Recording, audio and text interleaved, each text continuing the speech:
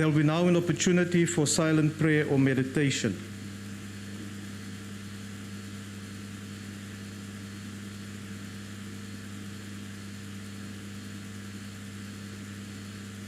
Please be seated.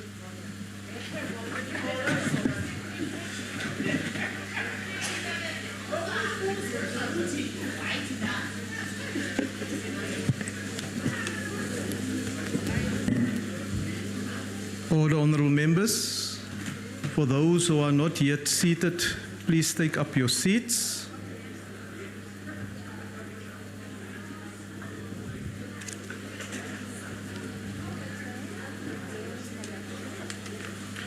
Honourable members, in the interest of safety for all present in the chamber, please keep your mask on and sit in your designated area and restrict your movements as far as possible.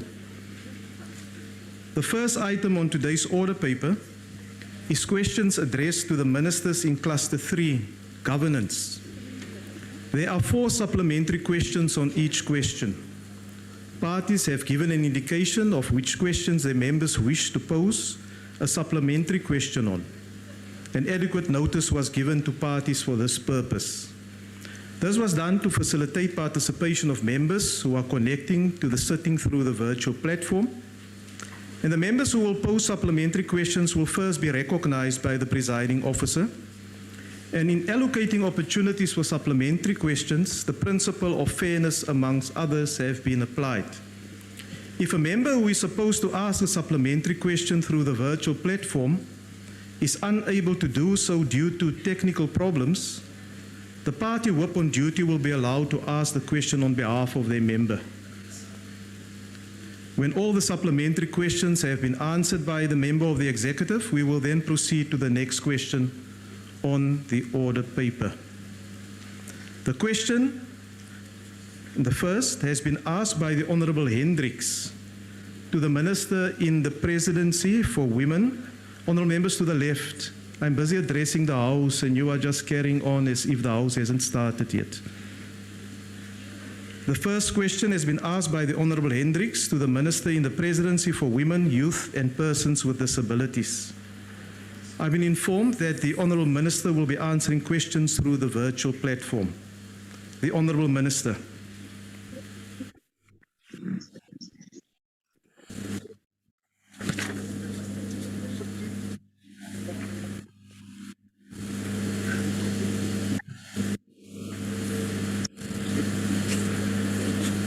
Is the Honourable Minister on the platform?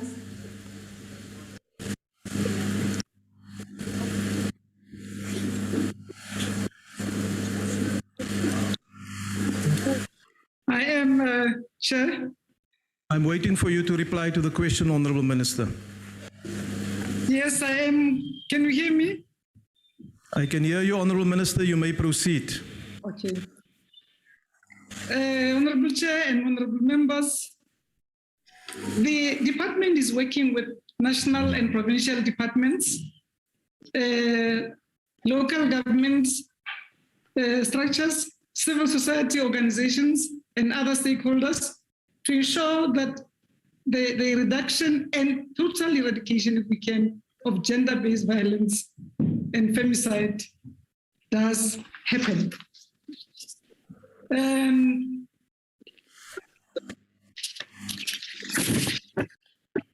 The department provides technical support to national and provincial departments to develop smart implementation plans on the National Strategic Plan on gender-based violence and femicide, and monitors all of them against these plans. We are working with local government to establish multi-stakeholders, gender-based violence and femicide rapid response teams that aim to provide holistic, coordinated support to victims of gender-based violence and femicide. With regard to implementing empowerment programs, you will recall that the empowerment of women is under Pillar 5 of the National Strategic Plan on gender-based violence and femicide. In this regard, the responsibility of empowerment of women in order to access economic opportunities has been allocated to all government departments, with an emphasis on those within economic sectors, investments, employment, and infrastructure development cluster, including the private sector.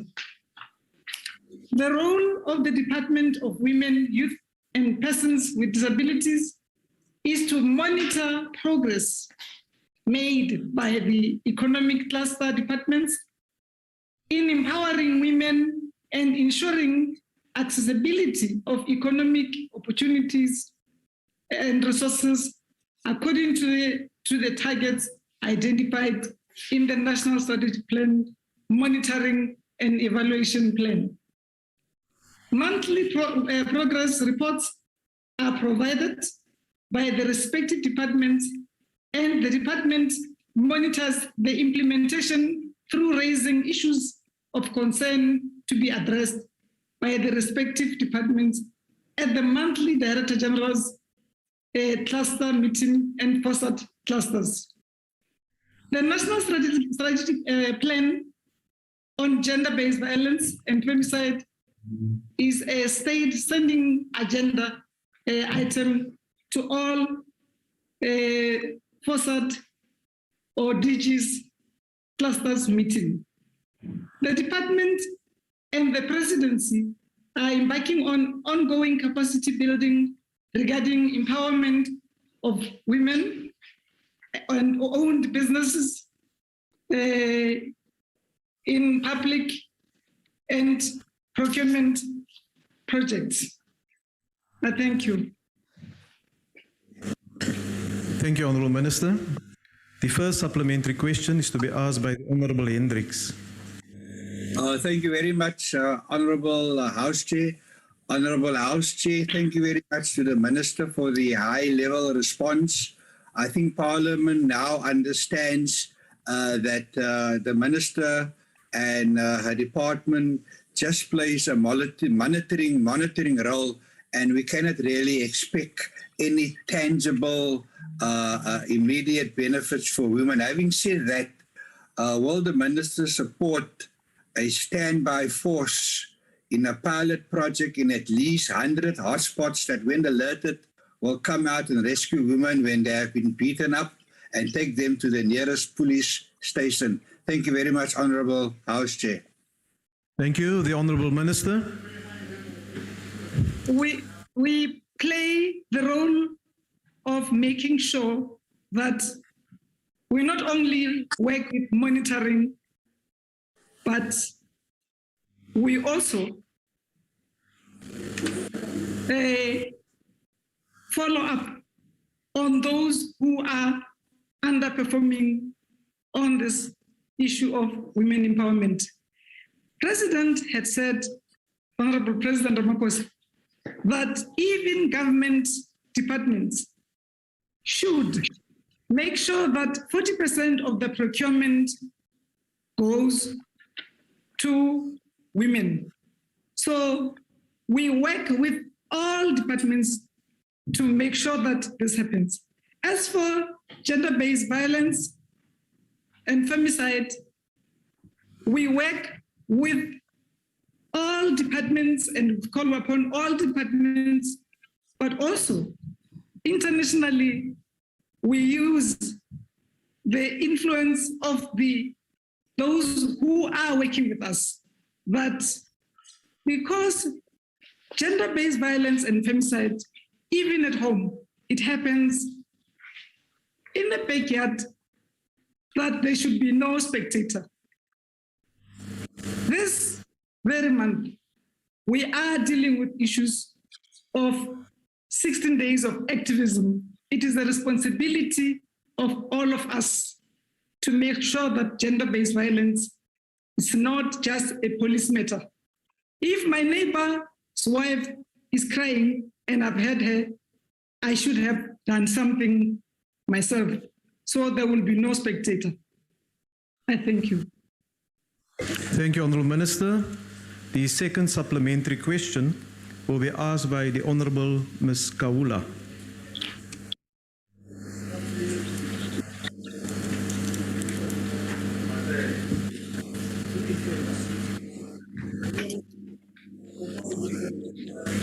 Is the Honourable Kaula on the platform?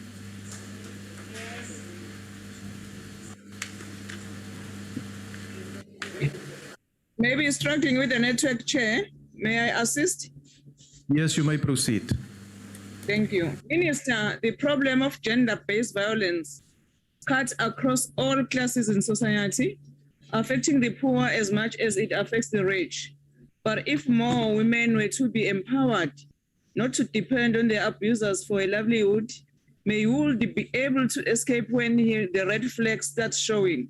What concrete programs of work have you done targeted in lifting poor women out of poverty and dependence on men for livelihood? Thank you very much, Chair. Thank you. The Honourable Minister.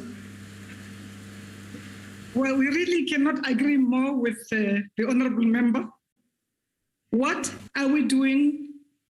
We follow the Constitution. We work under we are a department in the presidency. What have we done? We continue to monitor the progress, the economic cluster department's progress of empowering women in ensuring that, as you say, Honourable Member, women do not depend on the other. It shouldn't be that what we had a week ago, before we traveled with the president, to make sure that this message of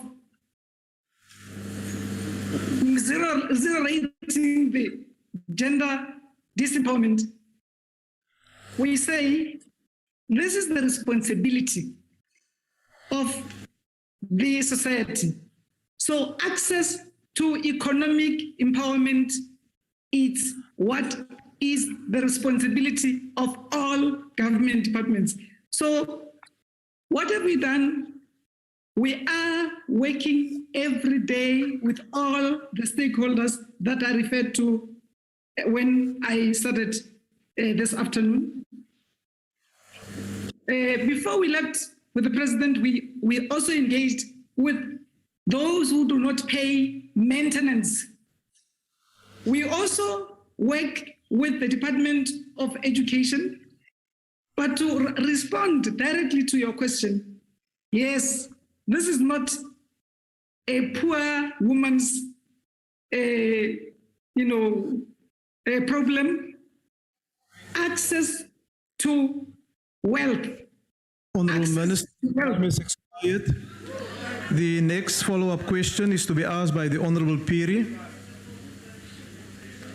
Chairperson, order. Sorry, Chair, order. Yes, Honourable Member. So, Chair, just give us a guidance. So now we ask questions to the Minister regards to the gender-based violence, which is very critical and very sensitive. So we don't get answers. So just give us a guidance. This is not just the talk show, but we need answers. Honourable Member, you asked a follow-up question and the Minister was in the process of responding to that question. And unfortunately, her time according to the rules ran out and I stopped her. So the next follow-up question is to be asked by the Honourable Piri. Kishe madume aka kita mishe molokota petishi memaite kere memaite ke putisho aka ikatselaye, noting that there was an inadequate reporting and capturing the implementation of the work done by the collaboratives and stakeholders in monthly report. What measures have you put in place to ensure inadequate reporting in the implementation of the NSP, particularly work conducted by the collaboratives and other stakeholders? The Honourable Minister.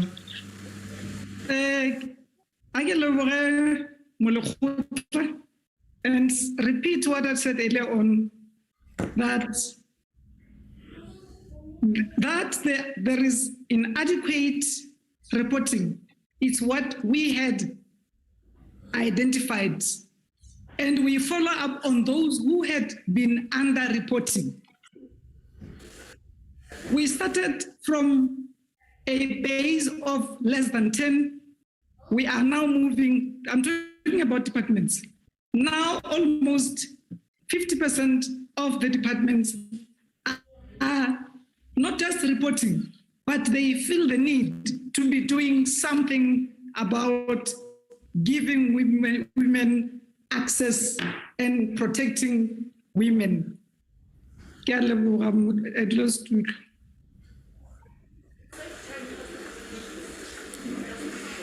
Yes.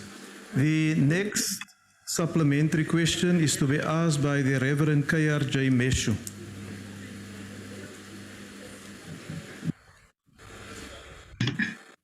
Thank you, House Chair.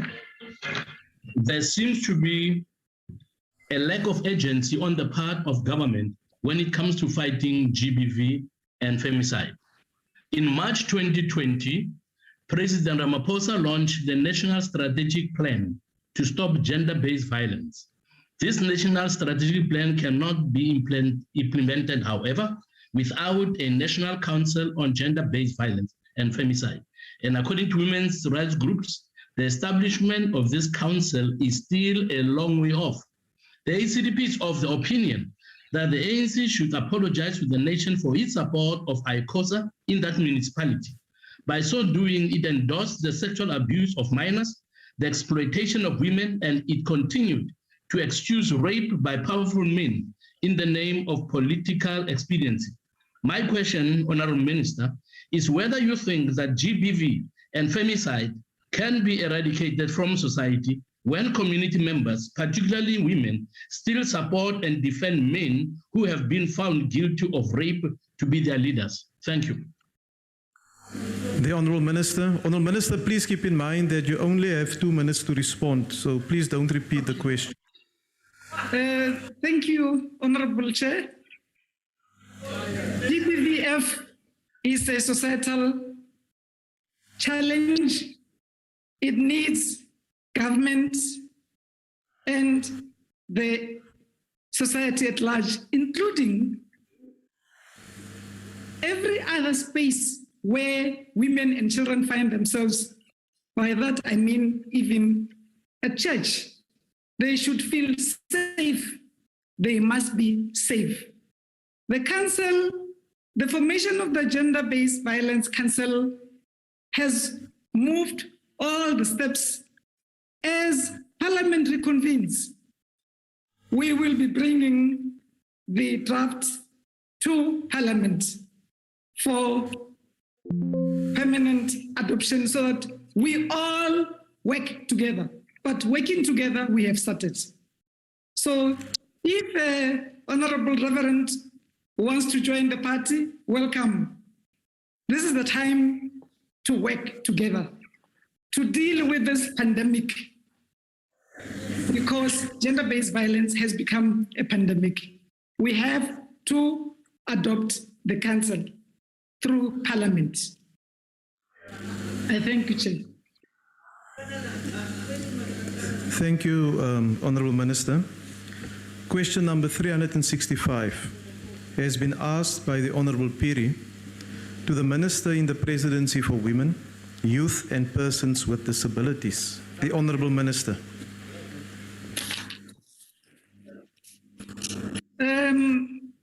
Honourable Chair, COVID-19 restrictions have posed challenges in the implementation of the National Strategic Plan on Gender-Based Violence and Femicide, because multi-stakeholder coordination is a main requirement for its implementation in order to ensure that all stakeholders collaborate towards fighting gender-based violence and femicide in line with their mandates. In this regard, COVID-19 restrictions have also posed serious challenges in restrictions in the ability of the various stakeholders who are key in fighting gender-based violence and femicide to gather and share plans, progress reports, work together in their efforts to effectively fight this pandemic. Lack of capacity by provinces has also posed challenges in the ability of provinces to implement national strategic plan on gender-based violence and femicide. As a result, a number of provinces are still in process of developing and monitoring and the evaluation plans of the national strategic plan of the gender-based violence and femicide coordination structures. In relation to the preliminary assessment of the impact of the plan, the assessment will be done in the 2022-2023 financial year in partnership with the Department of Planning, Monitoring and Evaluation. Plans are in motion in this regard. Thank you, Chair. The first supplementary question will be asked by the Honorable Piri. Ndi kholiwa mudzulatshidulo ndi chiri kha muhulisei ndi magafhiyo vhavhiya u bveledza kana u thivhela thaidzo u vha zwikhakhisi zwine zwa nga vha hone uri ri kone u bveledza phase 2 ya NSP gender based violence and femicide ri tshi vhambedza na phase yo thoma uri ri kone u bvelela zwavhuḓi zwi songo fana na phase yo thoma. Ndo livhuwa mudzulatshidulo. The Honorable Minister. Honorable Chair, phase 2 yarena iko fana na phase 1. What is important is we should keep women safe and that they should not be or be expected to continue facing the pandemic called COVID and have to be facing second pandemic called gender-based violence and femicide. So working with the monitoring and evaluation and with all the departments and we work with civil society to make sure that we eradicate this pandemic that we are faced with, which is man-made, gender-based violence and femicide. Whilst we have to be saying to all our people, particularly our women and youth and people with disabilities, that it seems COVID is not a visitor, so we have to continue observing all the COVID protocols, all of us, but protect our women, youth, and persons with disabilities. Let's feel and be safe. Let's not have an over-dependency on police. COVID is in our midst. The responsibility government has equally is access to the vaccines, but our people must also be ready to receive the vaccines so that we join the herd community, because our people would have cooperated with government in eradicating both gender-based violence and also make sure that they survive COVID-19. Thank you, Chair.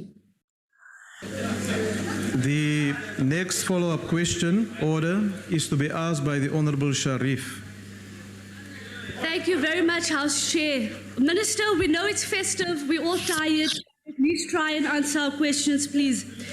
Your department has reported that only 15 departments have submitted their monitoring and evaluation plans on the implementation of the NSP. What intervention, other than writing strongly worded letters to DGs, will you put in place to ensure, 1, M&E plans are submitted, and 2, all departments involved in implementation of the NSP is being monitored? Minister, we know you can answer the questions. Go ahead. Honourable Member, no, we don't interact with one another in this way. You can't give an instruction to the minister to go ahead. You ask the question, Mr. Presiding Officer, and I will do so. Honourable Minister. Well, during daytime we interact, and with the honourable member, we make sure that NSP is on gender-based violence and femicide is implemented. She has been to many of our occasions. So we also make sure that there is no government called national.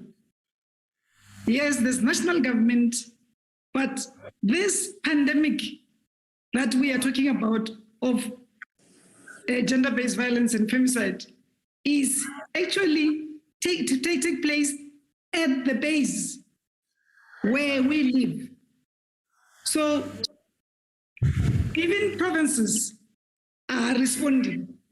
Those that have also responded positively, currently it's KwaZulu-Natal, Gauteng, Limpopo, and Eastern Cape Province. So we call upon all other provinces that are still developing their monitoring and evaluation plans on NSP, on gender-based violence, to do so that we reach out to all and make sure that our women and girl children not only feel safe, but are safe. As I indicated, we will prioritize the preliminary assessment on the impact of National Strategic Plan in 2022-2023 financial year in partnership with the Department of Monitoring and Evaluation. Thank you. The next supplementary question is to be asked by the Honourable Sonti.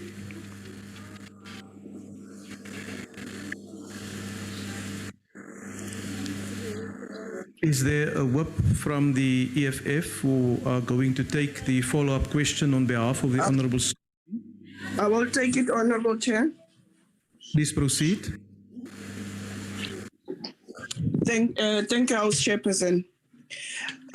Minister, your portfolio requires that in order to be effective, you must settle the work of various departments. Are you not concerned that the police department in particular have proven to be the weak link in fighting GBV and femicide? If you are, what sort of engagement are you having with the Minister of Police to come to the party? I thank you. Thank you, Honourable Member. The Honourable Minister. Thank you, Honourable Chair and Honourable Member. We work and follow up and visit sites without the Minister. He doesn't visit sites, Minister of Police. He doesn't visit sites with us. We go independently to monitor and see what is happening on the ground. If we like we visited with Bank, we went during the daytime.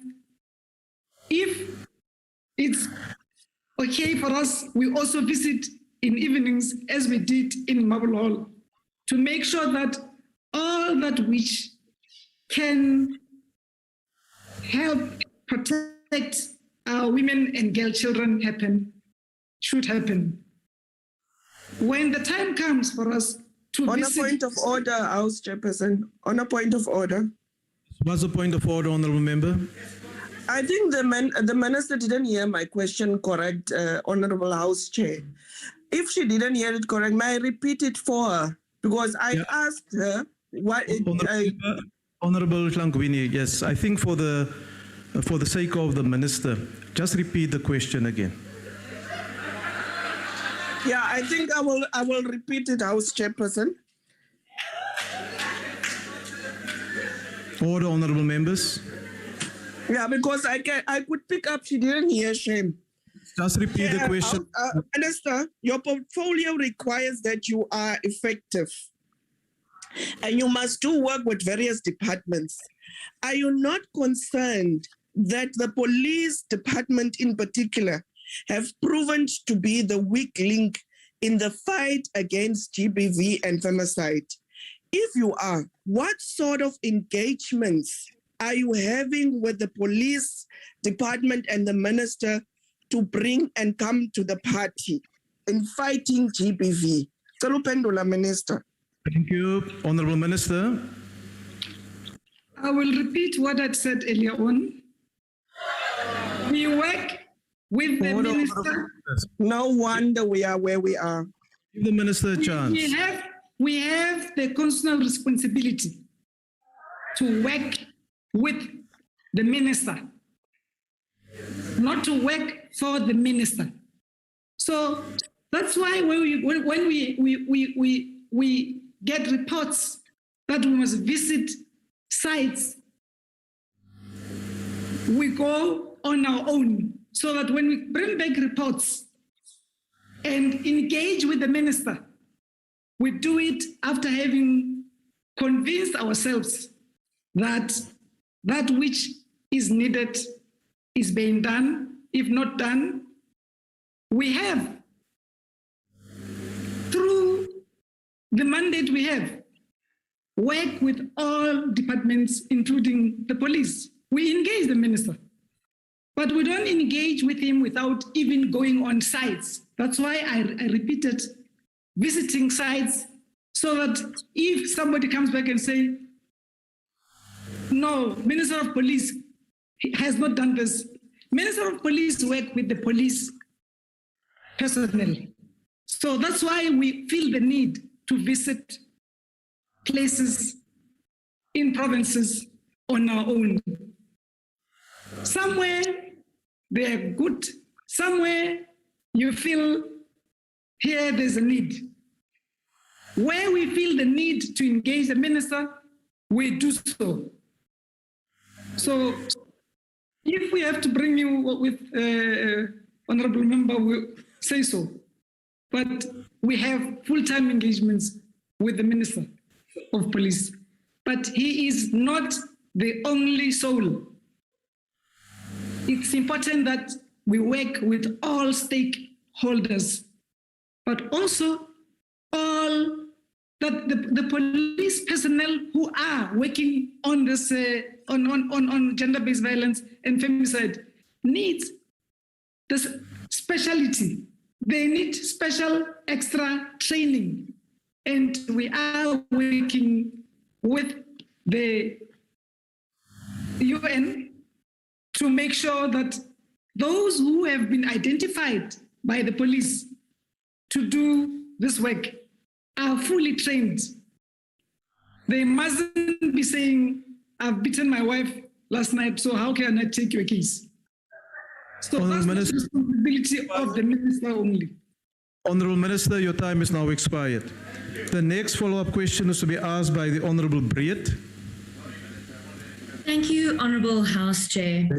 Minister, above and beyond the GBVF National Strategic Plan, there is existing legislation, sexual offences courts, etc., that are currently not functioning, but can contribute to not only the National Strategic Development Plan, or NSP, but to combating GBF.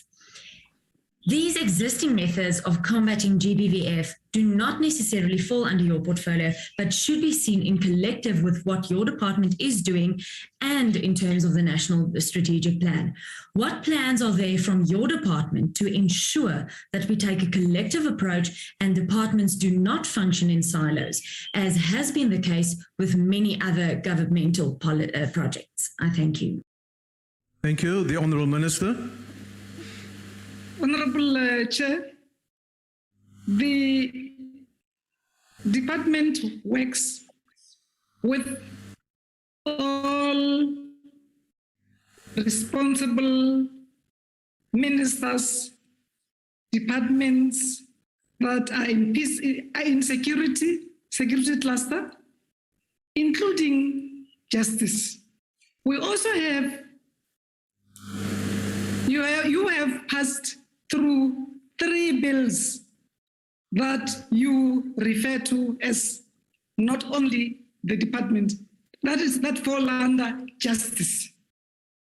Justice is a member of our cluster, so justice needs to be seen to be doing or making justice. I think we have to make justice, police, and other departments fully responsible as they do.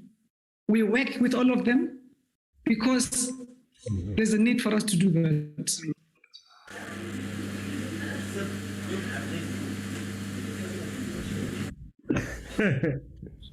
Is that a response, Honourable Minister? I can hear you. I say, Honourable Minister, are you through with your response? Well,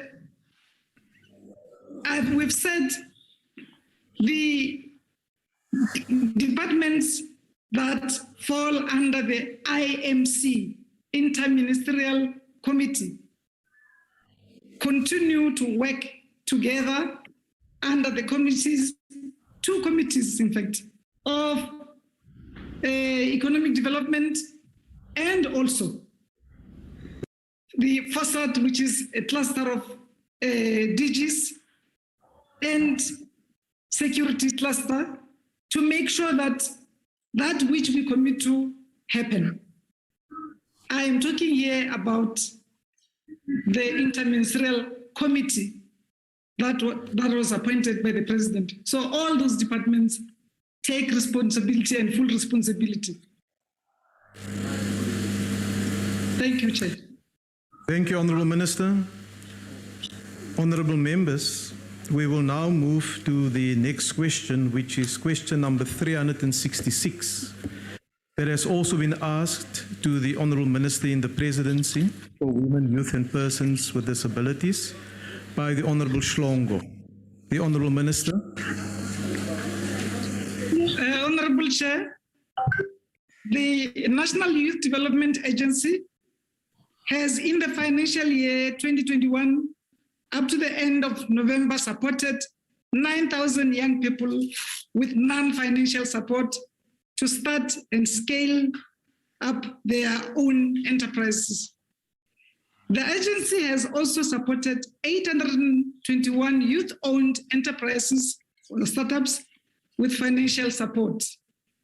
Furthermore, the National Treasury has provided an additional 30 million rands through the Presidential Employment Stimulus to support an additional 1,000 youth-owned enterprises with grant funding in the 2021-2022 financial year. The Minister of Small Business Development during the month of November 2021 established in partnership with the Ecosystem Development for Small Enterprise, the 300 million Youth Change Fund, which is a youth startup to support and a program intended to stimulate the establishment and growth of youth-owned businesses. This program is also aims to grow the economy and foster job creation. In line with National Youth Policy, the Youth Challenge Fund will be providing support to the youth startup business enterprises with a goal of meeting the 15,000 target. The 15,000 startups as a target to be met by NYDA and the Department of Small Business by 2024. In relation to monitoring the impact the program is having on the target groups in the small, medium, and micro enterprise sector, and Coordinating Committee has been established across the Department of Trade and Industry, the Department of Small Business, including its entities, SEFA and SEDA, and the Industrial Development Corporation, the National Empowerment Fund, and the NYDA, which coordinates the ecosystem of support to young people and the youth-owned enterprises, and has line of sight to the Presidency Project Management Office. Coordinating Committee will also monitor the impact of support rendered to young people. I thank you, Chair. Honourable members, I've been informed that the Honourable Masonda will take charge of the question number 366 in accordance with Rule 137. The Honourable Masonda. Thank you, Chairperson. Can the Minister provide us with a detailed report on the impact of the support rendered to young people on the 15,000 startups? Thank you, Chair. The Honourable Minister. Well, the feedback that I've just given you when I read out the responsibility and the work we've been doing with the departments is what we are doing. And I have listed the numbers for you. If Chair wants me to repeat, I will, because we are also utilizing internal programs that I had referred to, but 9,000 up to so far, up to the end of 2021. I said November 2021, 9,000 young people have been given support on startups by the National Youth Agency, and even given support on non-financial support. So if we are on the youth only, it's okay, because the pillar number 5 talks to of the National Strategic Plan is emphasizing the need and the effort we should take in interventions to boost the economic well-being of young people and women. Thank you, Honourable Minister. The next follow-up question is to be asked by the Honourable Mpiti. Thank you, House Chairperson. Minister, even your own ANC colleagues in the benches are laughing at you. Honourable right Mpiti, you are failing to answer the question. order, Honourable members. Honourable Mpiti, may I advise you, you mustn't address the House with your hands in your pockets. Please, you may proceed. Thank you. Honourable Minister, youth unemployment is at 77%, and unfortunately, I will not be respectful or palatable with you. What exactly have you done with the 9,000 youth entrepreneurs who have received assistance from the department? Have their businesses been able to succeed? Because the best advice I can give you is to resign, because you are failing to answer the questions. When we have a crisis in this country of youth unemployment, young people are unemployed, you have failed in your job. The best thing you can do right now for us is to resign. Honourable Minister. Honourable Mpiti, when women, youth, and persons with disabilities are given an opportunity to not only depend on the other, when COVID stops making their business difficult, you will see that all of us will remain honorable members. Those who you in the committee, you in particular, Honorable, because we have just come back with the President traveling the West Africa to see if there's something that we are not doing, which they do. Reality is access to finance, real access, so that educated young people do not feel the need to depend on the others to survive. But COVID has not been kind to us. COVID-19 has slowed down all programs of all governments and all economies throughout the world. So we have not been found to be lonely.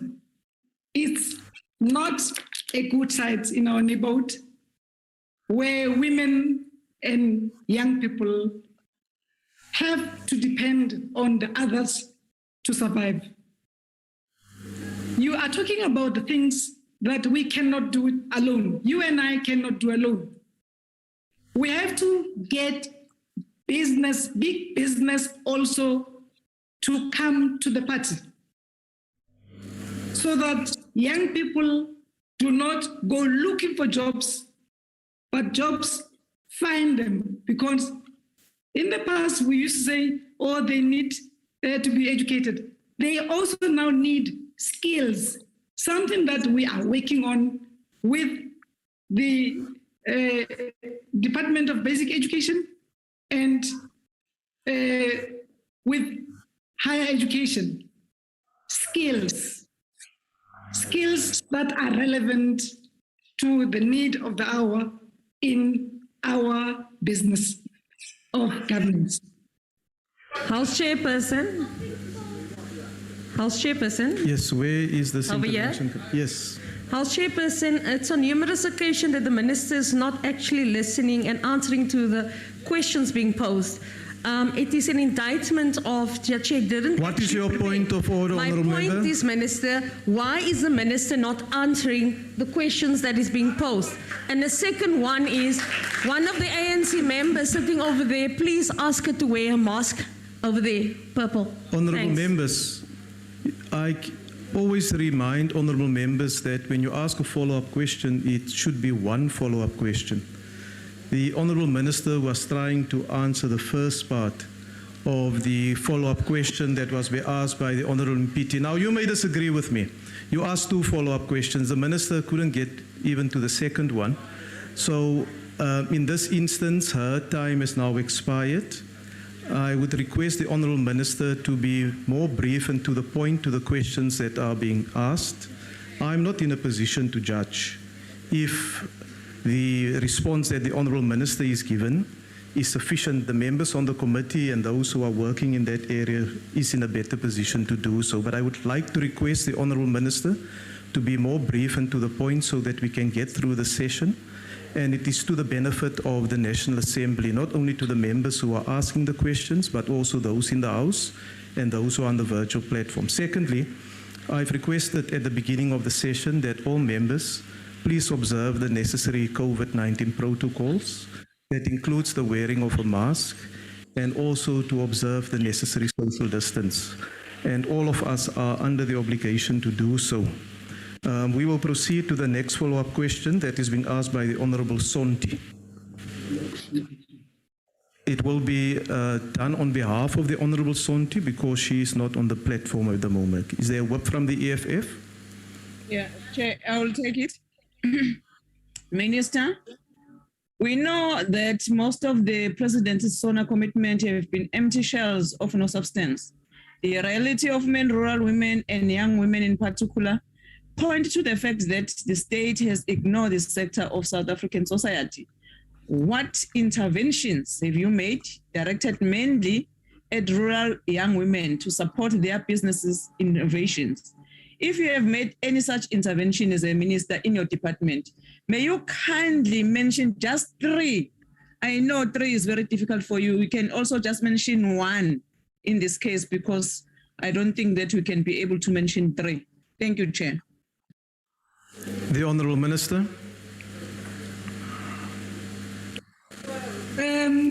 Our responsibility, Honorable Chair,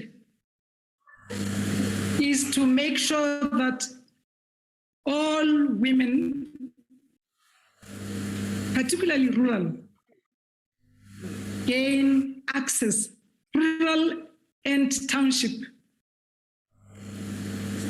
whether they're in Soweto or Mamelodi or Thohoyandou, they gain access to financial support so that they would not be feeling the need to remain in the neighborhood that they don't want to. Thank you, Chair. Point of order, Chairperson. Yes, Honourable Member. Chairperson, once again, the Minister is not responding to the question that our member posed. We asked for an example of where such intervention has taken place, and nothing of that is forthcoming. The Minister referred to a shell. We were referring to an empty shell. That is the President's SONA address. No, thank you, Honourable Member. Honourable Minister, do you have any specific information you want to share with the House? I have a responsibility, like the honourable members say, that businesses that are rural-based and township-based also get access from government-owned SOEs. So they are not three, there are many, but then we need more because our economy. Give us an example. Paulson, I have not recognized you to speak, and secondly, you are not the person who even asked the follow-up question. So please don't interrupt the Honourable Minister while she's trying to respond. Honourable Minister. I am saying that the women and young people who have been targeted have been even shown the door where they should be asking for support, be they from Soweto or Thohoyandou or Mamelodi or wherever. The businesses that you want me to call by names are a responsibility of the Minister of Small Business. And I have been given the assurance that they are taking place in those areas that I have just listed. So if you want the list, Chair, we will come with the Minister of Small Business and give you a list of more than 3, because what I had observed is that when the President said 40% of procurement of through government must be to our people, we moved from 13% to almost 40. So the 3, you will get them in the neighborhoods I've listed. Thank you, Chair. Order, Chair. Thank you, Honourable Minister. Yes, Honourable Mkalipi. Is this the oversight that as members of parliament you're supposed to do? Honourable Mkalipi, I listened to the follow-up question, and it's quite clear that the Minister the Honourable Minister is not in a position to supply that information. I would suggest that that information is made available to the members of this portfolio committee, and working with the Ministry of Small Business Development. That is the best that we can do under these circumstances. The Honourable Schlengwa. Honourable Mkalipi, you are not audible. Honourable Schlengwa. Thank you, House Chair. Honorable Minister, in recent meeting of the Portfolio Committee on Women, Youth and Persons with Disability on the performance of the National Youth Development Agency, concerns were raised in the amount paid for project management and implementing agents, which were as high as 15%, which impact other targets. What is being done to investigate these concerns?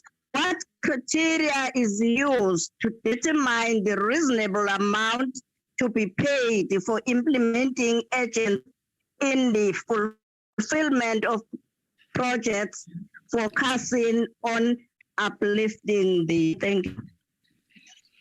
The Honourable Minister.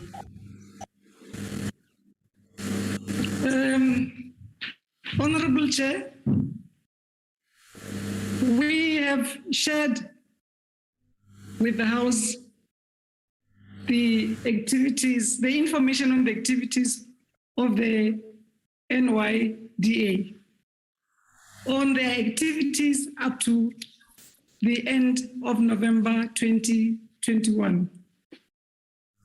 It has taken even the responsibility and time of this Honourable House to appoint a new board of the NYDA, which has just been appointed through this Honourable House. So we will follow up as we have shared the information on what has happened till date and watch what will be happening beyond this with the new board that you have just approved. Thank you, Chair.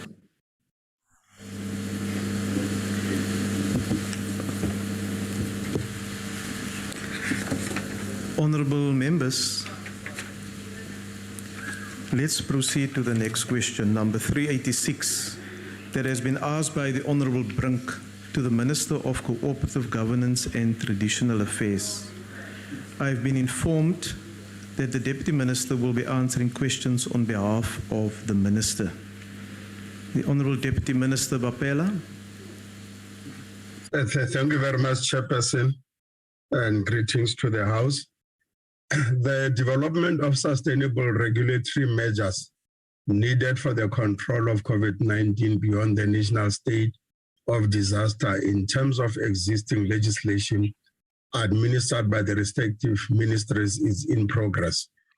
Notably is that relevant sector departments have been requested to accelerate the phasing in of COVID-19 resilience measures using their respective existing legislative frameworks.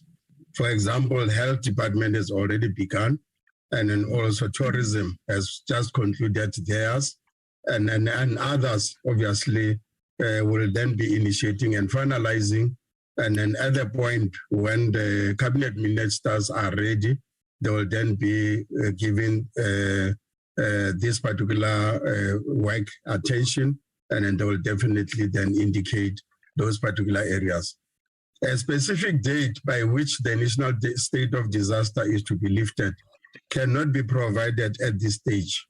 But it is important to reiterate that all lockdown restrictions will be lifted and the state of disaster will be terminated as soon as it is determined that the need to augment existing legislation and contingency arrangements through the disaster management regulation is no longer required to assist and protect the public, provide relief to the public, protecting property, preventing or combating disruption or dealing with the destructive and other effects of the disaster. Thank you very much. Thank you, Honourable Deputy Minister. The Honourable Brink. Thank you, Chair. Constitutions are made not only by written instruments, but also by conventions, by habits of doing. And every time that the Minister extends the national state of disaster, by ministerial determination without consulting Parliament or anybody else. She's creating a certain convention that can be abused. Now, the President has said to Parliament that ongoing assessments are being made by the National Coronavirus Command Council and Cabinet to determine satisfactory conditions for terminating or allowing the state of disaster to lapse. The Deputy Minister has not given any details of what those conditions are in response to this question, only vague references to certain departments. When will the Minister be in a position to inform Parliament when satisfactory conditions are in place so that we can get out of a national state of disaster? Please give us the details. Thank you, Chair. The Honourable Deputy Minister. Thank you very much, Chairperson, and thanks to the Honourable Member. As I indicated, that two departments are almost ready. Is the Department of Health. They have drafted 4 sets of regulations to amend existing regulations to substantially deal with matters such as the port health, communicable disease control, etc. The state law advisors are still currently being consulted on these regulations, and the draft regulations will then be published for public comment when the internal policy process has been completed. And the Minister of COGTA, therefore, is just awaiting that process, and many others that obviously health is engaging on. Another example is the Department of Tourism, as earlier indicated, which has published norms and standards for the safe operations of the tourism sector in the context of COVID-19 and other related pandemics. These norms and standards have now been approved by the Cabinet and may be published in due course. And I think when those happens, then I think the details and some of the responses will be there. And the Minister, as this emerges out of these particular processes, will then definitely come to Parliament and give those particular indications where obviously the Disaster Management Act will no longer be in use, but these new protocols and measures will then be introduced and then take over. And then I think that's the response that one can give for now. But the Minister, at the point when everything is ready, will then be able to come to Parliament to present. Thank you. The next follow-up question is to be asked by the Honourable Direko. Thank you, Chair. Honourable Deputy Minister, having spent about 2 years learning about COVID-19 pandemics, what lesson can be drawn and from the international experiences regarding the further management and the timing of lifting the national state of disaster? Thank you. The Honourable Deputy Minister. Thank you, Chairperson, and thank you, Honourable Member. We are indeed taking lessons from other countries. There's a study that has been made in 9 African countries as to how they reacted to the pandemic as it was growing and spreading, and then quite a number of useful lessons, including South Africa in that 9 countries in the sub-Saharan, that we are now beginning to look. Obviously, people at the beginning, they used the state of emergencies to react to the situation. With us, we opted for the state of disaster. And then, but as time went, obviously they started adopting by strengthening the regulations on health and whatever other aspects that were needed by that particular country. For example, in Lesotho, they've never used any disaster or any state of emergency. It's another lesson. They've been using protocols and measures that they will then use. And other countries, they will then use what you call the presidential decrees, because their constitution does allow that. But obviously going forward, it's just then in the UK also, they did use a state of emergency at the beginning, but they've now since moved out of that. And then they are now using other measures that they've now started building in so that they can also help. So what we are therefore saying that having learned from these countries, these measures that the Department of Health and then tourism and other departments that are going to be coming forth, they will also be learning and then taking some of the measures and using them in the existing instruments that are there and augmenting and strengthening those instruments so that there's no more need for the Disaster Act to be used. And And therefore, those lessons are useful, and we are taking a lot of lessons from those countries. Thank you, Chair. Thank you, Honourable Deputy Minister. The third supplementary question will be asked by the Honourable Kaiser through the virtual platform. Thank you very much, Chairperson of the House. Deputy Minister, pivotal to the issues pertaining to the Disaster Management Act is the question of time frames. From the experience we've had with COVID for the past 20 months or so, it is now crystal clear that tighter lockdowns do not lower the rates of infections. That which we need is a societal consensus of vaccinations. Despite the availability of vaccinations and the devastation brought by previous lockdowns, is there a possibility that you would still tighten the national state of disaster and have the president impose even stricter restrictions on society? Thank you very much. Thank you. The Honourable Deputy Minister. Thank you very much, House Chairperson, and thanks to Honourable Member. Indeed, I mean, the tighter controls are also not just creating pain for society, but also having an impact negatively on the economy, which is struggling itself. And I think you all know that COVID had also contributed to our economic growth and not growing in the expected forecast and targeted figures. And therefore, the government is quite sensitive really to just rush for lockdowns. And even now, as we are entering fourth wave, we'll then have to look at other measures to control movements, to control the super spreaders, wherever they are and whatever they have been identified, and then informed by science and also informed by what is happening in the health sector, particularly the hospitals that are filling up at some point. We'll then have to then begin to regulate and then use the differentiated aspects so that we don't then go for a total lookout, but we then have to look at those differentiated methodologies of control. Because at the end, we have to control the spread so that we can save lives, but at the same time, not harm the economy. And if only we can call on our people also. I know that there are those who say they don't believe in vaccinations, really to go for vaccinations and then see if we cannot begin to unlock a lot of the economic activities and social life that people are yearning for. But for now, we'll use whatever measures that are there to save lives whilst also ensuring that livelihoods continues. Thank you. Thank you, Honourable Deputy Minister. The last supplementary question will be asked by the Honourable S.A. Buthelezi. Thank you, House Chair. Deputy Minister, given that we've seen various new strains of the COVID-19 virus with new infections resulting in prolonged restrictions, and we do not want to be stuck in a perpetual state of lockdown, what measures are government currently putting into place to lessen restrictions on those who have been fully vaccinated? Thank you. Thank you.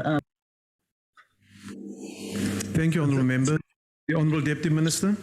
Thank you very much, House Chairperson, and thank you, Honourable Member. Obviously, vaccination, as we are calling on our people really to do, and I know there's a debate going on whether it should be mandatory or not mandatory. And then obviously there are those who are opting for free areas that will be only visited by vaccinated people. But obviously there are those who are already calling for discrimination if such activity happens. At the workplace, quite a number of companies are taking various decisions for their own employees. And I think it's a societal issue that all of us ought then to begin to then say, what else can we do to save life, but at the same time to ensure that as many of us are vaccinated and those who are vaccinated have access to those areas that were prohibited in the past. In soccer, as you'll know, therefore, that you can't go to the stadium unless you are vaccinated. And this is just but a few of those examples that are emerging. We hope, therefore, that association groups, companies, individuals, NGOs, and everybody will then also make their own determination in a way that it does accommodate, but at the same time, make those who do not want to vaccinate to also feel wanting to belong, but also to see if they cannot also opt for the vaccination so that they can enjoy those particular safer spots. But the world is reacting differently to a different situation that is new to all of us. And we hope, therefore, that as these measures comes in, there will be a buy-in and societal awareness and conscientization that we also have to embark on so that we can move all of us in the same direction. Thank you very much, Chairperson. Thank you, Honourable Deputy Minister. Honourable members, question number 377 has been asked by the Honourable Mkalipi to the Minister of Cooperative Governance and Traditional Affairs. The Honourable Deputy Minister Bapela will respond to this question. Thank you very much, House Chairperson. There is currently a total of 8 traditional leadership disputes involving the department which are before the courts, namely the Amathubi Kingship Dispute, Vavenda Kingship Dispute, rescission application by Abatembu of Hote, Amambondo Kingship Dispute, Bapedi Kingship Dispute, Amambondo Mise Kingship Disputes, Amazulu Kingship Dispute, and the Amatlosa Kingship Disputes. As these cases are still before the courts, we may not disclose further details on their merits or otherwise. The department has the following interventions for those traditional leadership disputes that are not before the courts. The Traditional and Quiescent Leadership Act number 3 of 2019 has been passed into law, and Section 59 therefore provides an enabling process in terms of which disputes can be referred to the President and Premiers for investigations. The department has assisted kingships, queenships, principal traditional leaders, leadership, royal families in the development of their customary laws of succession and genealogies to guide their processes of identifying their leaders for submission to the President for recognition, as some of the disputes arises as to who should be ascending to the throne. To date, the department has developed customary laws of succession and genealogies for 7 kingships, queenships, principal traditional leadership. The Department of Traditional Affairs is currently developing guidelines for royal families on the development of customary laws of succession and genealogies and capacitating them in this regard. The guidelines will be finalized by the end of the current financial year. Thank you very much, Chair. Thank you, Honourable Deputy Minister. The first supplementary question will be asked by the Honourable Mkalipi. Thank you very much, Chairperson. Honourable Mbana will switch off your microphone. Honourable Mkalipi, my apologies, you may continue. Thank you very much, Chairs of Chairs. DM, I'm very happy because you also the Deputy Minister of Traditional Affairs.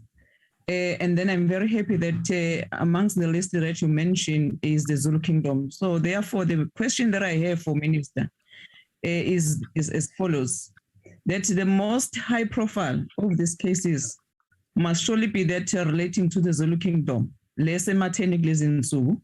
Some sections of the society are of the view that your department is secretly in support of those who do not want King Misizulu to ascend to the throne, and that you have been using non-ANC members of the royal family to frustrate the process.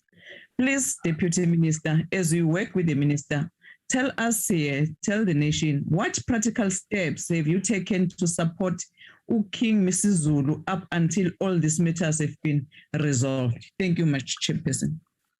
Thank you. The Honourable Deputy Minister. Thank you, House Chairperson. And thank you to the Honourable Member for the question. It is not true that there are any secret meetings that have been engaged with anybody in the Zulu royal family, and then either using non-ANC or any other form of people to then not support the current appointed or anoint the Zulu king. It's not true. However, engagements that are taking place are open, transparent, with everybody to find and help in finding a solution. But we are also sensitive that some of the issues, because they are in court, is not easy for us to then enter that particular space, because government cannot really take sides when matters are still before court. And we then have to also respect the processes where some members have decided to take this matter to court. We will await for the court processes to really sit and come out, but help where we can with whatever ideas and advices as and when we get approached by all sides and without this meeting becoming secret. Therefore, this other information that Honorable Mkhalipi has, we are not aware of it, but definitely everything is above the board and not in secret. And we don't talk to everybody and all sides. Thank you. Thank you, Honorable Deputy Minister. The next follow-up question is to be asked by the Honorable Khadebe. Thank you, Honorable Chair.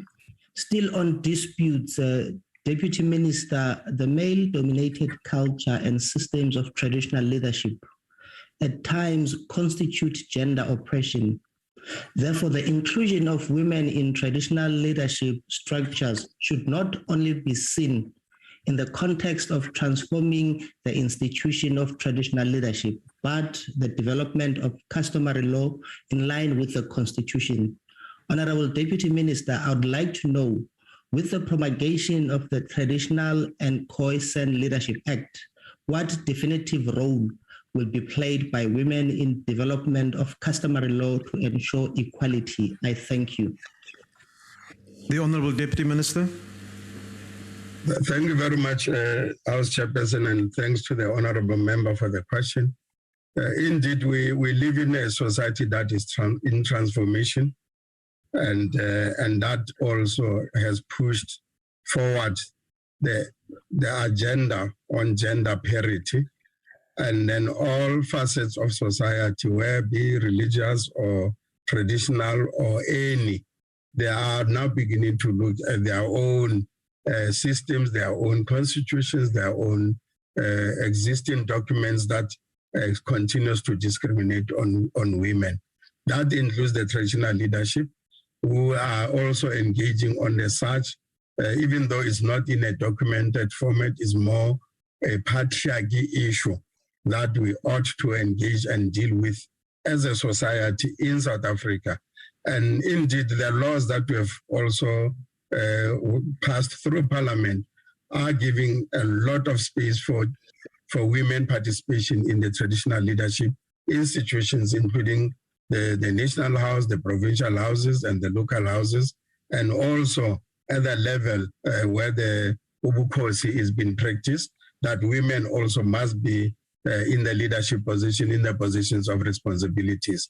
However, there has been an identification by the sector itself, an acknowledgement by them that the culture practice sometimes still has those elements, and they've identified certain cultural practices that unfortunately are still being practiced, that are looking down at women and not giving any women. And then we have identified as but one of the 7 subject matters that the traditional leadership will be engaging on to ensure that women rise without any fear or favor, but women are able to be promoted, and also women can rise on their own and be in the leadership of the institution. Thank you very much. Thank you. The next supplementary question will be asked by the Honorable Spies.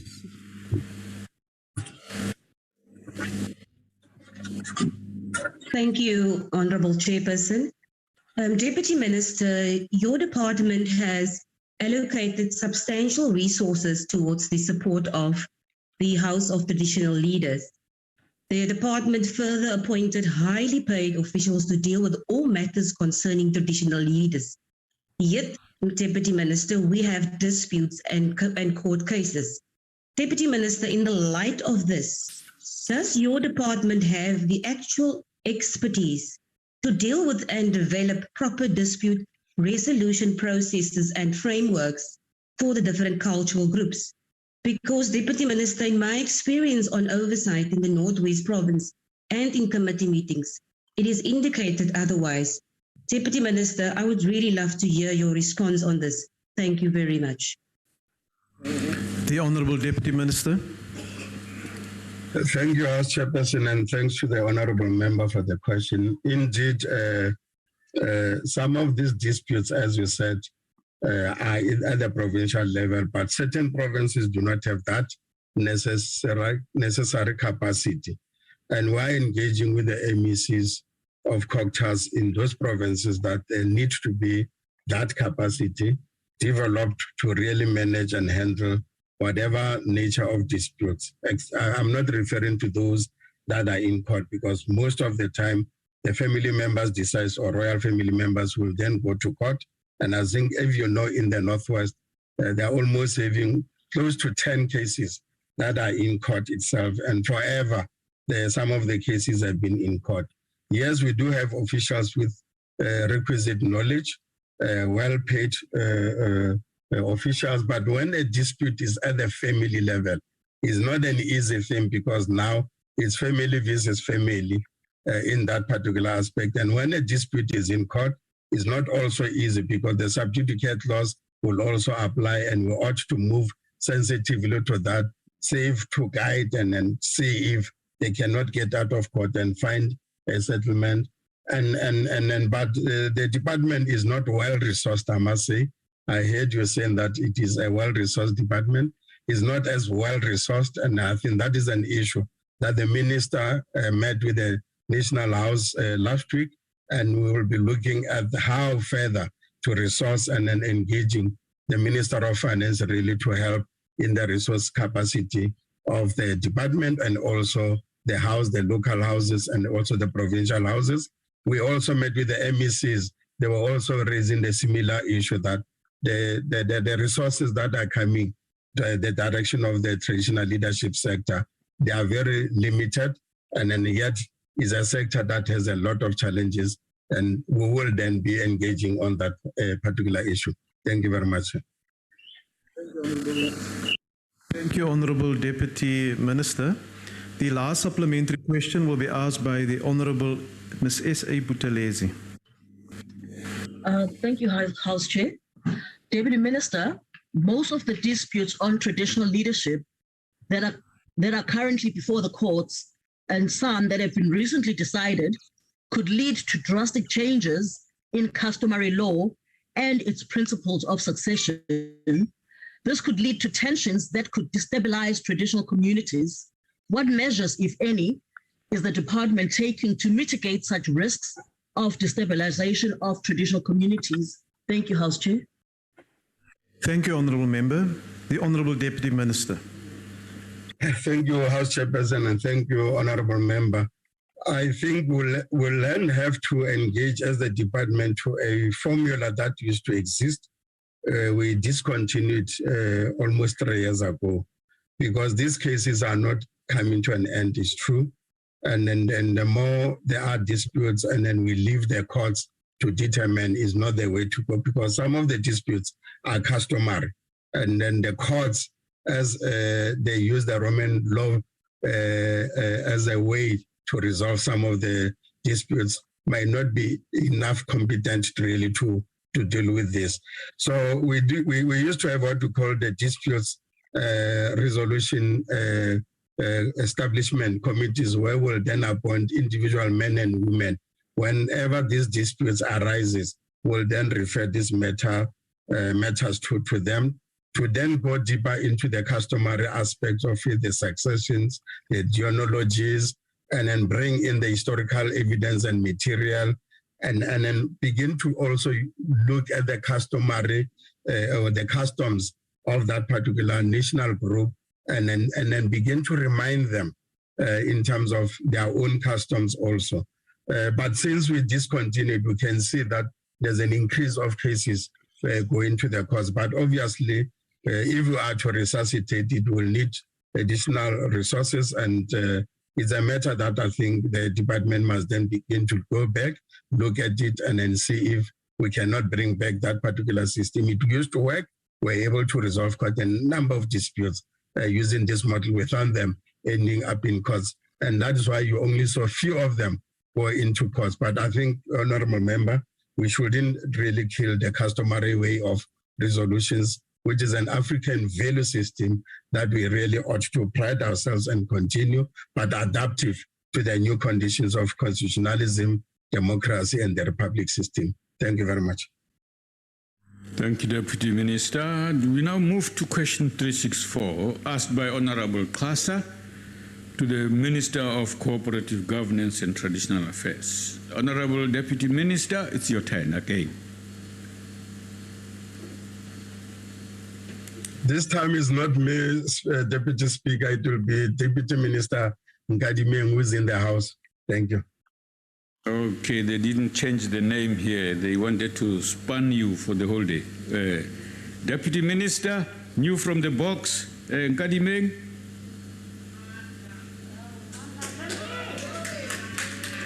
Thank you very much, Honorable Chair. The Minister of Local Government is responsible, amongst other things, for Section 72 and 75. Specifically to this question, I'll stick to Section 72, which makes regulations and guidelines in terms of the human resource matters with regard to the staffing and capacitation at local government. As of September 2021, you all may know we have promulgated the municipal staff regulations for staff members below the management echelon. Why below the management echelon is because Section 56 and 57 were long promulgated to deal with executive directors and directors. So these regulations are aimed at professionalizing the local government sector, even up at the middle strata of management, but across all the occupational levels as well. And they're also aimed generally at professionalizing the sector by ensuring that there are proper staff establishments, recruitment selections, appointments, performance management at a lower level, and other career development areas.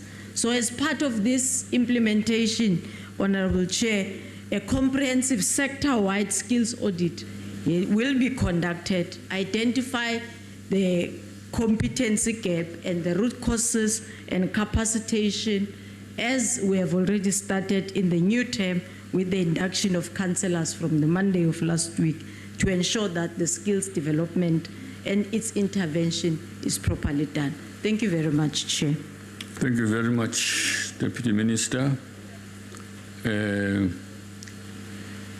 Honorable Klasa, it's your turn. Thank you very much, Honorable Deputy Speaker, Deputy Minister. The Minister of Public Service and Administration has published on the Gazette the professionalization of the public service framework. This made the point that public service at all spheres of government must be insulated from politics or political parties. This is critical to ensure that the political administrative interface is free of corruption, malfeasance, and the abuse of power. Would it not be more prudent to rather focus on the implementation of the professionalization of the public service framework at local government instead of issuing new regulations which will require the development of new monitoring and evaluation tools? Thank you very much, Deputy Speaker. Thank you. Honorable Deputy Minister. Thank you very much, Chair. Deputy Speaker. Deputy. Thank you very much, Deputy Speaker, and thank you very much, Honorable Member, for the question. The regulations are important. They are enshrined according to Section 154 of the Constitution of South Africa to support, from corporate developmental point of view, municipalities in how they manage and deal with their functions. There will be no repetition and a process which needs to be reset again in terms of monitoring and evaluation. They actually are focused with 9 key areas which deals with the interpretation and application of the law the staff establishment and job descriptions, performance management, skills audit, dispute and disciplinary code to ensure the issues and the effects of consequence management and the procedures. Of course, coupled with that will be the issues of remuneration, which deals with how staff needs to be remunerated and dealt with regard to the public service regulation. So this will ensure that these regulations will ensure, besides professionalization, that there is requisite skills that we all complain about and expertise that will be brought at the local government sphere. And it will also ensure consistency of development and measurement of people's skills by ensuring that there is competence that is served to the public. Thank you very much. Thank you. Honorable Brink. Thank you, Deputy Speaker. Deputy Minister, a big reason why the local government sector can't attract skilled and talented people and why we have a skills crisis is because of cadre deployment. The formal policy of the African National Congress adopted in 1997 to deploy agents of your party into positions of the state, including constitutional institutions. Deputy Minister, would it not assist if you can here today reject the unconstitutional practice of cadre deployment? Will that not assist local government, especially those few in rural areas still under ANC control, perform better? Thanks very much. Honorable Deputy Minister. Thank you very much, Deputy Chair. The government of South Africa doesn't have a policy called cadre deployment.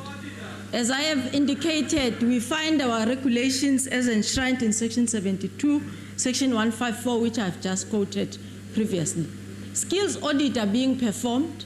Municipalities that have begun the process of the new term have been encouraged in writing by the Minister to perform their own skills audit.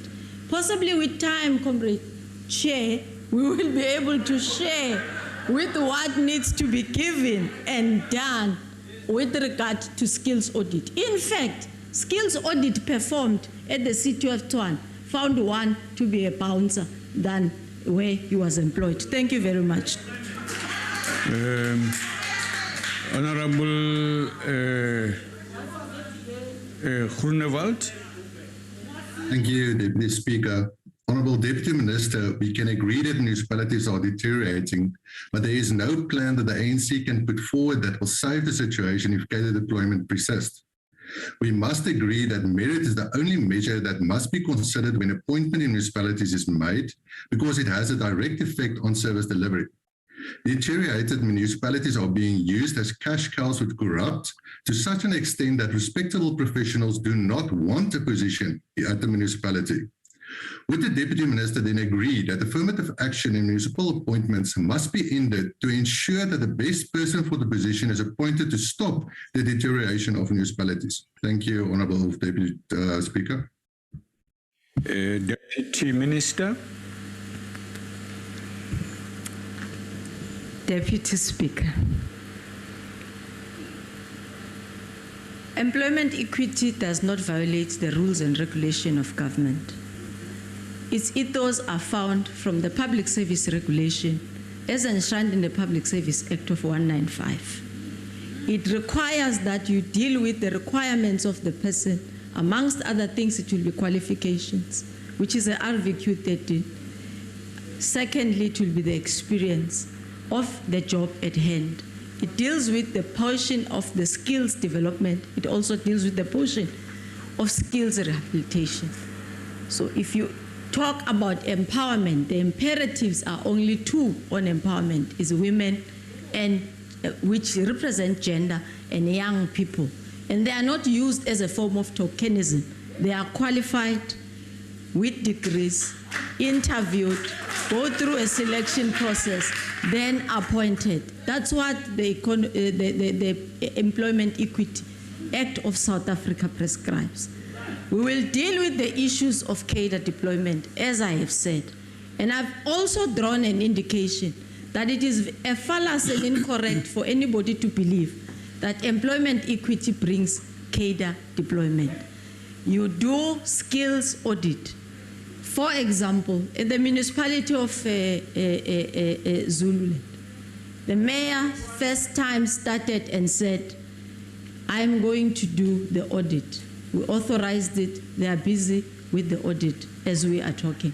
And they will make sure that wherever they have to capacitate. Yes, I've been a mayor of Polokwane. There was nothing like that either. Thank you. Thank you very much. Honorable Swart. Thank you, Deputy Speaker. Thank you, Deputy Minister. Deputy Minister, one of the biggest challenges facing local governments is the escalating debt levels, and that then obviously relates to having the required skilled officials and internal audit capacities. Now, one of the aspects of that is the debt owed by consumers to the municipalities, but the second more concerning is the 46 billion that is owed by the municipalities. Deputy Minister, what is being done to reduce these debt levels and to improve the officials that are having to deal with the issues of debt both owed to municipalities and by municipalities? Thank you. Thank you. Deputy Minister. Thank you, Deputy Speaker. Thank you, Honourable Member, for the question.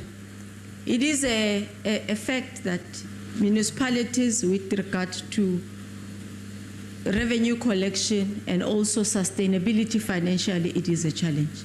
Currently, as you may know, a report which was taken to Cabinet dealt with around 39 municipalities which are in financial distress in South Africa. And amongst other things, the Cabinet formed a committee that is led by the Deputy President to look amongst two debt issues which are a problem in municipalities. One, the debt to water boards, and two, the debts to ESCO. And three, the putting up of smart meters as a way of ensuring a user pay to communities who are unable to do that. A relief to municipalities to ensure that they are able to increase their indigent books or their indigent funds available to them to cushion the effects of COVID, which have been negative on quite a number of people who, as a result of lack of economic activity, have lost their jobs. I do believe, Honourable Speaker, that therefore with such measures, the 46 billion will reduce the levels, but also municipalities are encouraged on a day-to-day basis to ensure that they must also put into effect their own credit management policies, which is to switch off electricity and water to consumers who afford to pay but are not able to pay back. So those are the four key measures which have been put in place to ensure that we assist municipalities to deal with the debt. Thank you very much, Honourable Member. Thank you, Deputy Minister. Honourable Members, the next question is 385, asked by Honourable M.D. Hlengwa to the Minister in the Presidency for Women, Youth, Persons with Disabilities. Honourable Minister.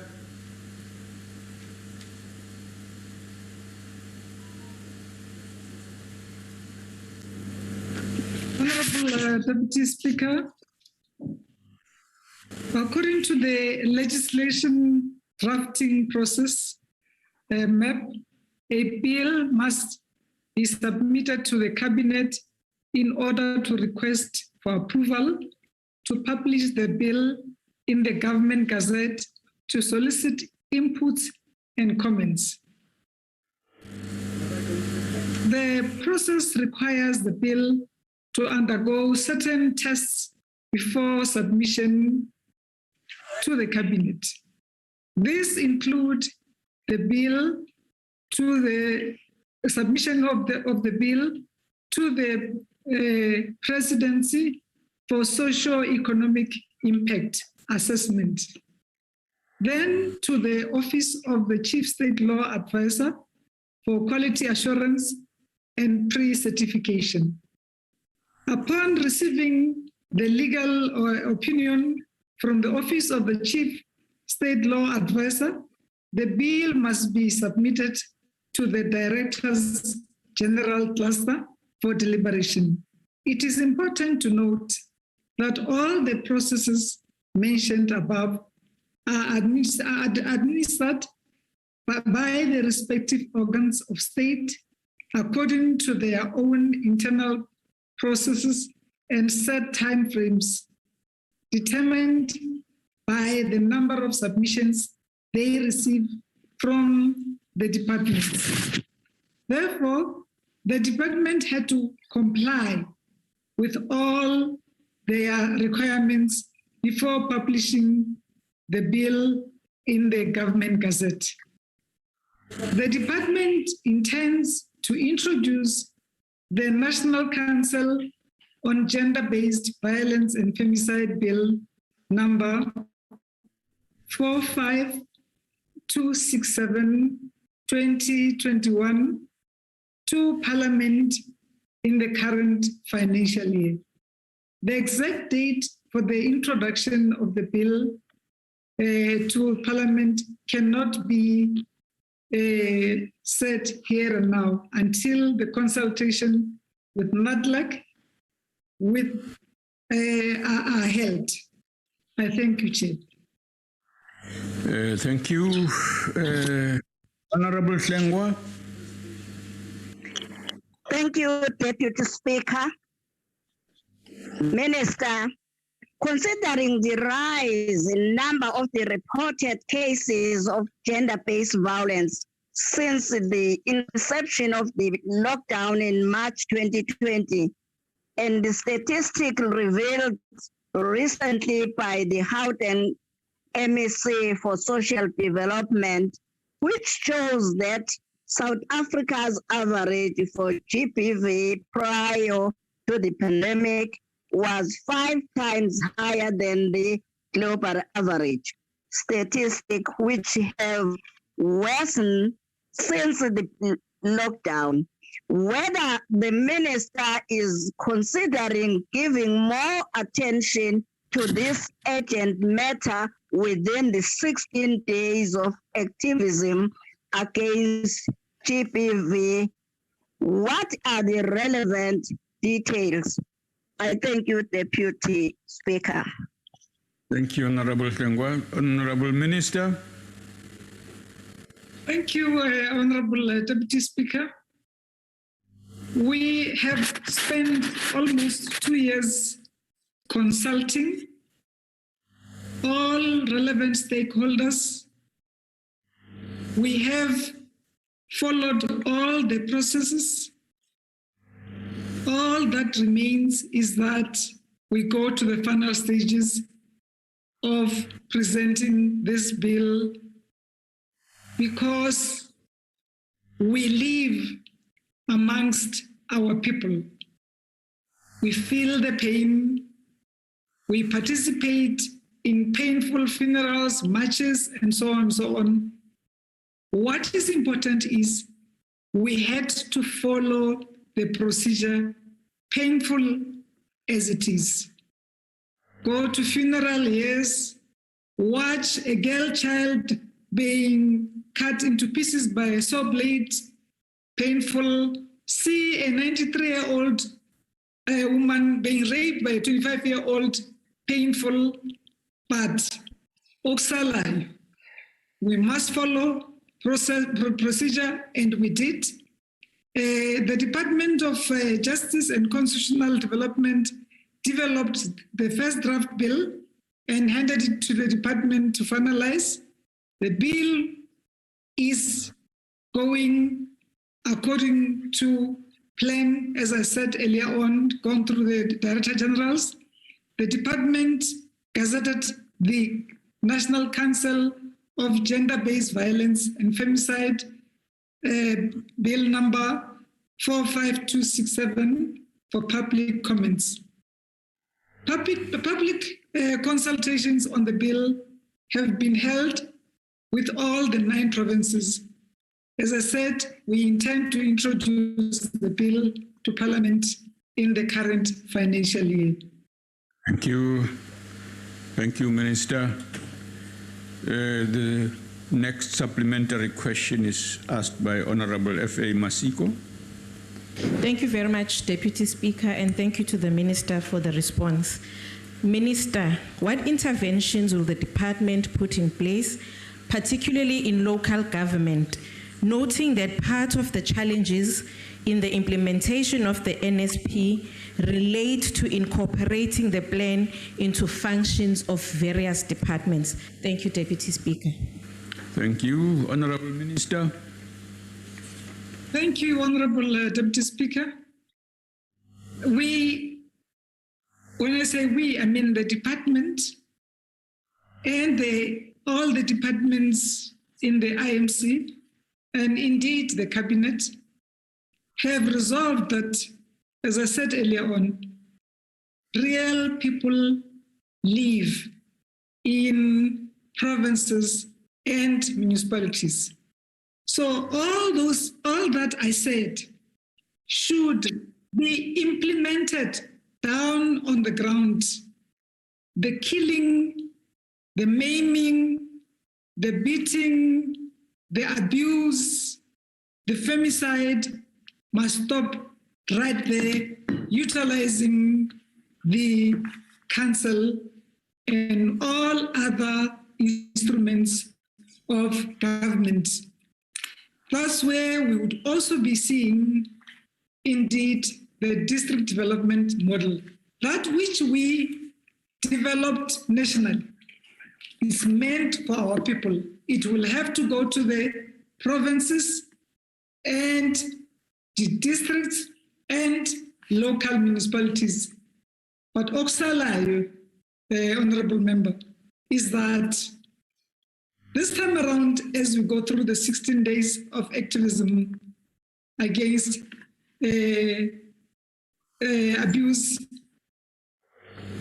it should be that we all mean that my next door neighbor would not cry and I say, it's not my business. By that I mean the civil society is also on board. We have consulted widely. We will continue. 16 days of activism is an UN initiative. But with South Africa, we say 365 days. Women should feel safe. Thank you very much, Honorable Minister. Let's go to Honorable Sharif for the next supplementary question. Thank you, Deputy Speaker. Minister, Honorable MPT suggested you resign. Perhaps retirement might be a better option for you. Minister, I understand the need to rush and introduce the National Council on GBVF bill to Parliament before the end of the financial year. However, rushing public participation limits buy-in and interrogation of the bill. It is of utmost importance to listen to as many stakeholders as possible and not simply those who may only agree with you. Minister, please explain how your department will prioritize more extensive public participation in order to hear a range of voices for buy-in of this bill. The current public participation mechanisms the department has is very small and is not wide-ranging. Thank you, Deputy Speaker. Honorable Minister. Honorable Deputy Speaker, there is no time to wait.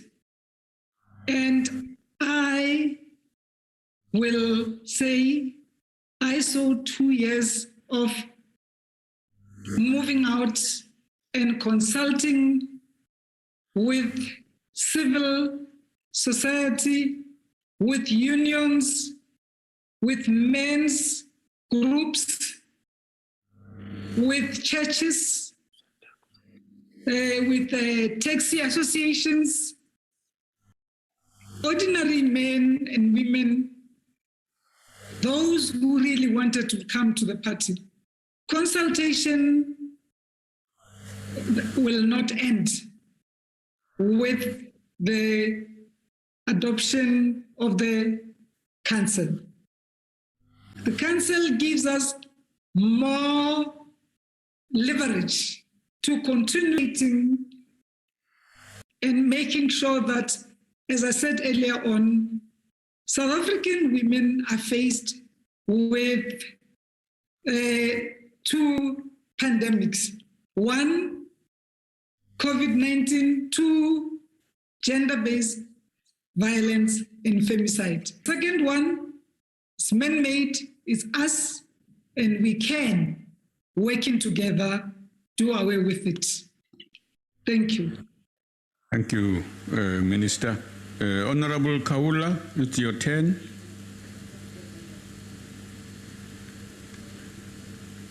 Okay, Deputy Speaker, let me take it. She's struggling with the network. Okay.